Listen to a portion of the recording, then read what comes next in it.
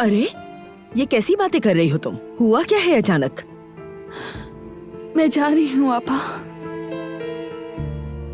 नहीं, बिल्कुल भी नहीं। बरहान साहब कभी इजाजत नहीं देंगे, और अगर उन्हें ये पता चला कि मैंने तुम्हें जाने से नहीं रोका तो वो मुझ पर गुस्सा करेंगे। खुदा के लिए ऐसा मत करो। अच्छा, ऐसा करो, तुम मेरे साथ बैठो और मुझे बताओ कि क्या बात है। मेरा यकीन करें, यही बेहतर है। बस रास्ते में मत आइएगा मेरे। गुल को मेरा प्यार दीजिएगा। वो लड़की हर खुशी की हकदार है। मुझे यकीन है अल्लाह उसकी सारी दुआएं सुन लेगा। खुदा हाफिज।